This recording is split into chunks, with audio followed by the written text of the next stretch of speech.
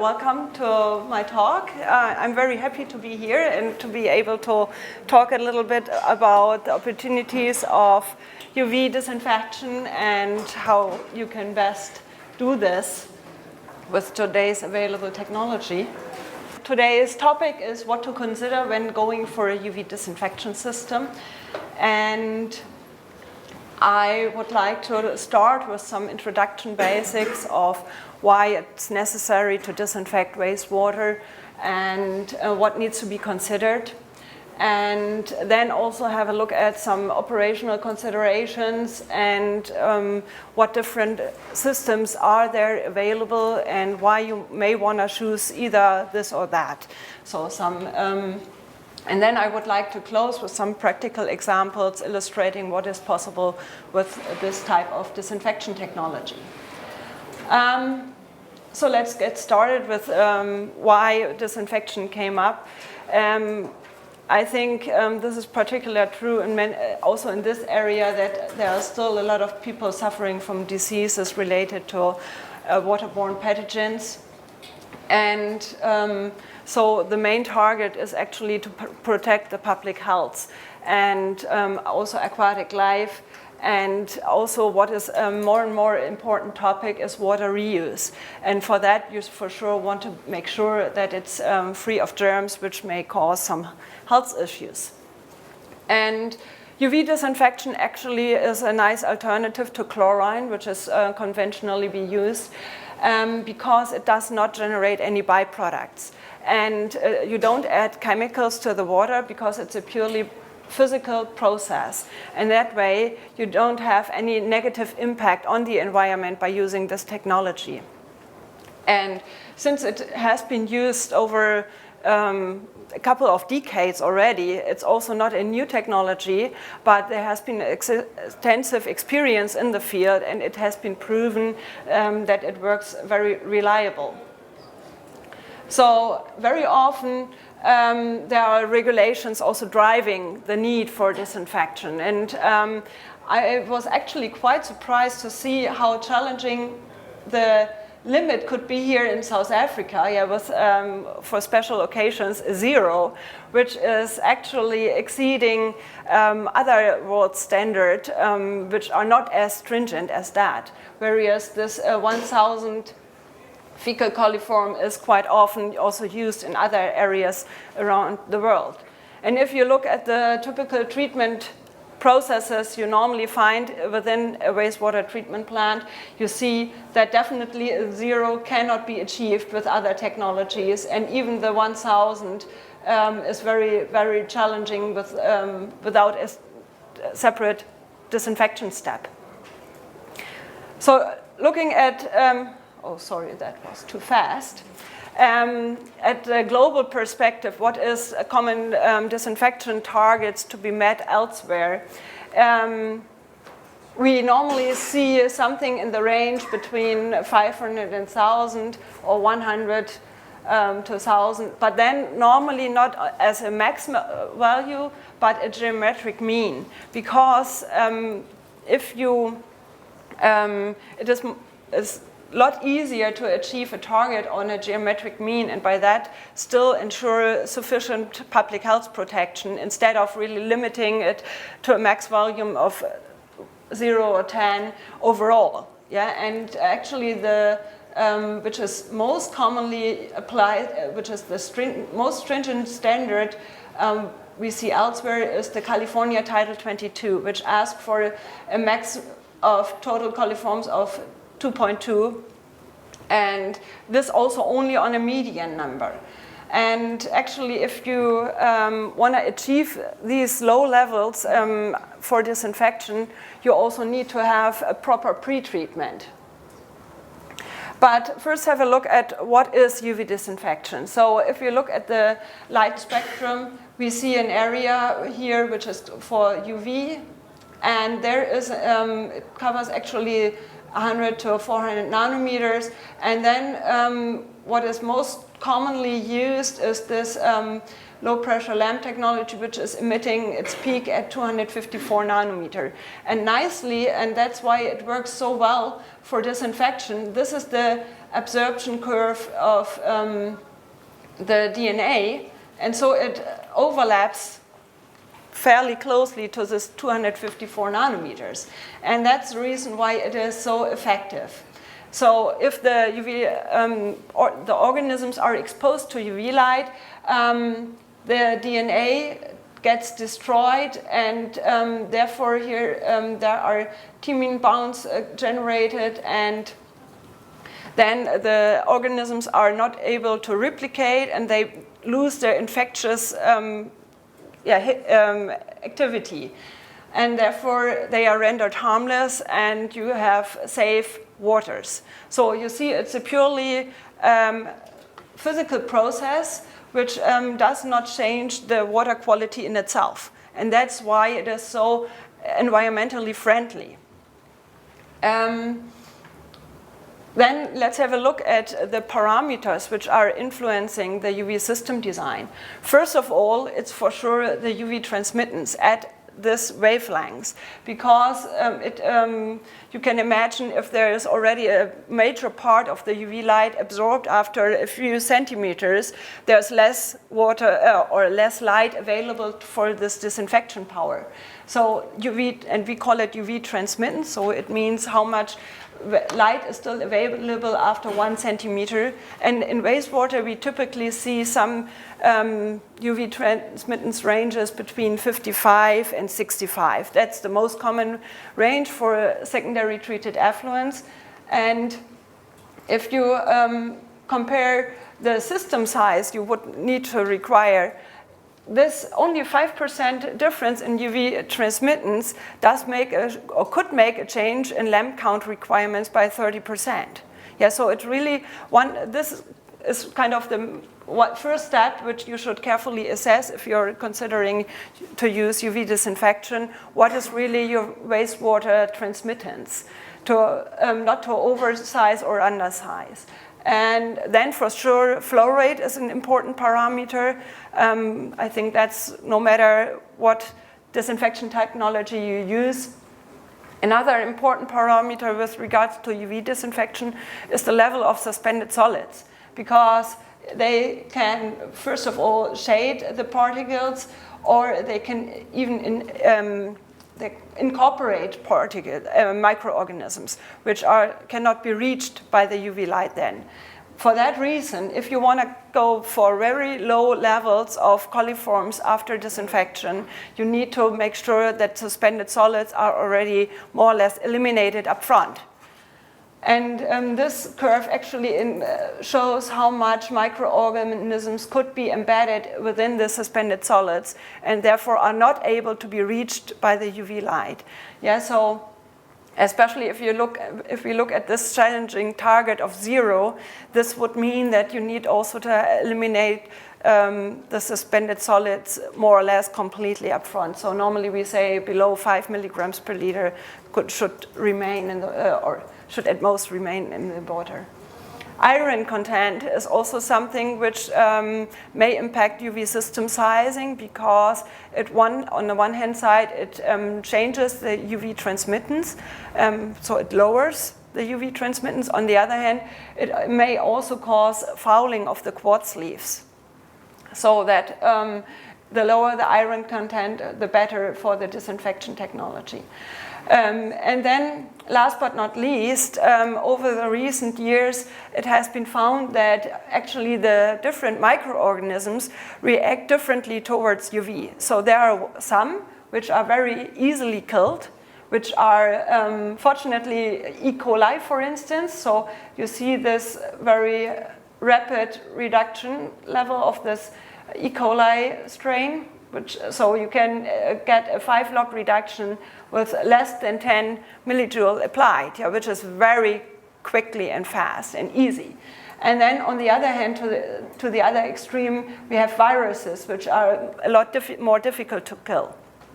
And this can, with today's modern design approaches, also all be considered appropriately. So there has been a major improvement in UV system design knowledge and research, so that all these differences can well be accounted for if it has been considered appropriately during UV system design. So now the next question is, what type of system to select? Actually, today we see most often in municipal wastewater systems open channel gravity-fed systems to be installed, because the UV systems are normally always installed as last treatment step before discharge into the receiving waters, and these are nice to be integrated into the treatment chain because they are gravity fed. So you don't need any additional pumps to pressure the water through the system. And there are two different types of systems. You either have horizontal lamp arrangements or vertical or inclined lamp orientation. And then on the other hand, you also can choose pressurized closed reactor systems, which are more often used in drinking water applications and also for wastewater reuse, because there you normally, due to membranes, have pressurized systems anyways, and then it's easy to integrate them. So that's about the different lamp orientations and reactor designs. As said before, normally we see from a worldwide perspective that those open channel systems are typically applied for municipal wastewater disinfection systems. They are normally fairly modular, so you can design them just according to the parameters you need, the flow rates, the targets to be met, and also the footprint available, because you can arrange them very flexible. You can add a number of banks in sequence, like you see here, 3 banks in sequence. You can expand the channel widths, so it's very flexible, and therefore makes it often the first choice. On the other hand, there are closed reactor systems which are kind of pre-designed, and for sure you can also add a number of reactors per train, or you can also have several trains beside each other. But then you also need to consider what is the head loss. So the head loss is typically a lot higher in comparison to the open channel systems.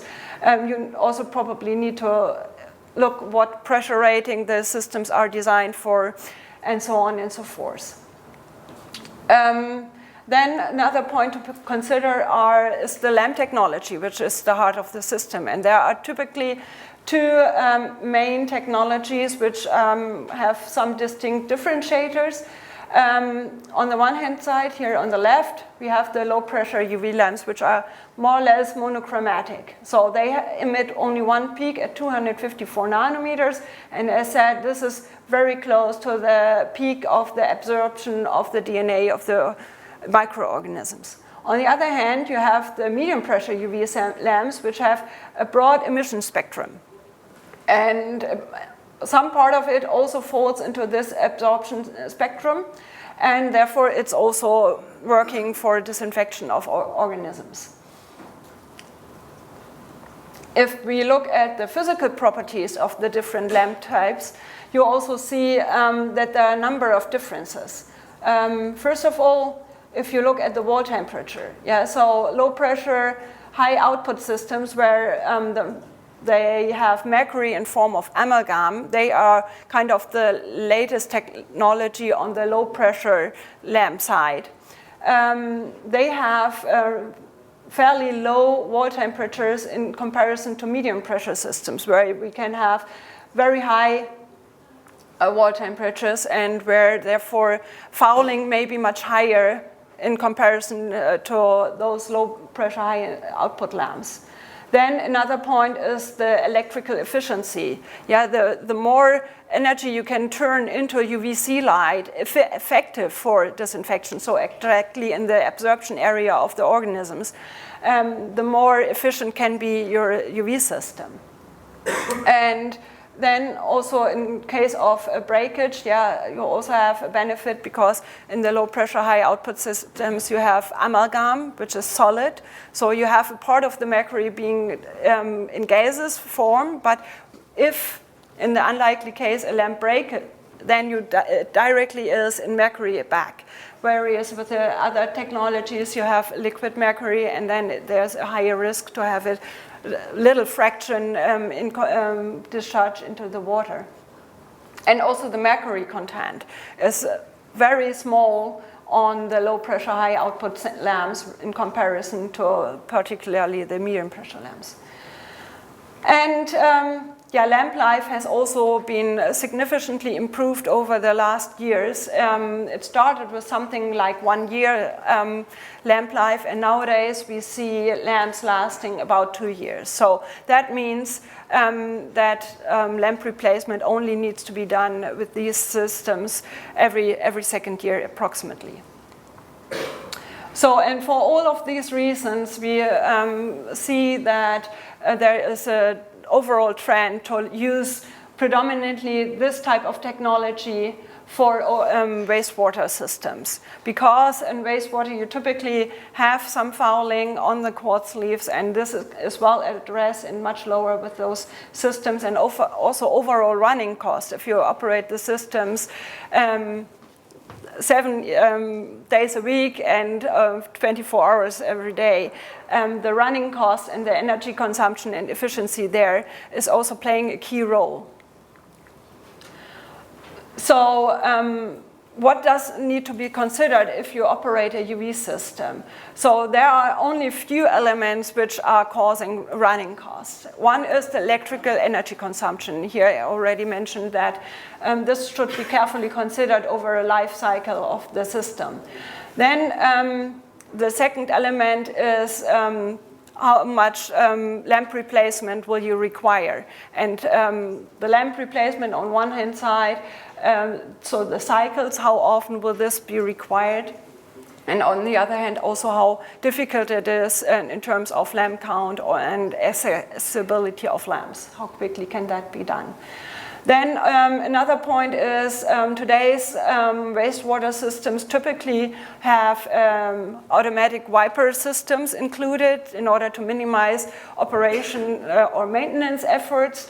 So they keep the quartz leaves clean, as you see here. Yeah? So this area has been wiped frequently, whereas here no wiper was used. And you see how good it keeps the quartz leaves clean. And also these wiper rings occasionally need replacement, normally every second cycle with changing the lamps. So that is also not so frequently required. And then one point which also needs to be considered when operating medium pressure systems, there also the quartz leaves occasionally need to be replaced because the low wavelengths, if you recall this broad spectrum of the medium pressure systems, there's also a portion of low wavelengths below 245, and these cause solarization of the sleeves, and so for these systems also the quartz leaf replacement needs to be considered. So before you want to make a decision for what UV system to select, you may want to have a look at the life cycle cost associated to that. And normally this has been assessed for minimum 15 years. And here's an example from the US where reuse standard, so therefore here a very high dose has been required, and the target was a total coliform of 2.2, so it's close to the detection limits, was selected. And as this was falling under the reuse standard in the US, they also asked for a redundancy. So there was the requirement to have one reactor redundancy for each train. And you see that in this case, even the low pressure, high output system, so the amalgam system, was in capital cost as well as in running cost significantly lower than the medium pressure system. Normally, in many cases, the two systems in capital are about the same, or sometimes even to the advantage of medium pressure systems. But if you consider the overall running costs, normally these type of systems, they are a lot more efficient and lower to in cost to operate than the other ones.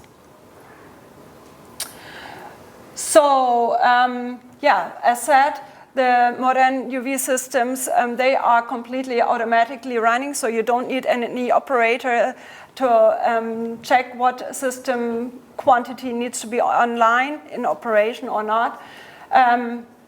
Due to the efficient UV reactor design, you can reduce power consumption requirements and lamp replacement cycles. Today's open channel systems are very easy to access and allow operators to quickly exchange and replace lamps.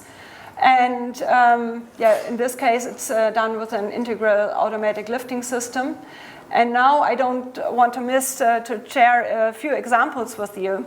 This is an example from Germany, actually, where bathing water compliance need to be assured by having an additional disinfection step. We do have a very good water quality. UV transmittance is 70% high, and this is actually a system which is in operation since more than 10 years.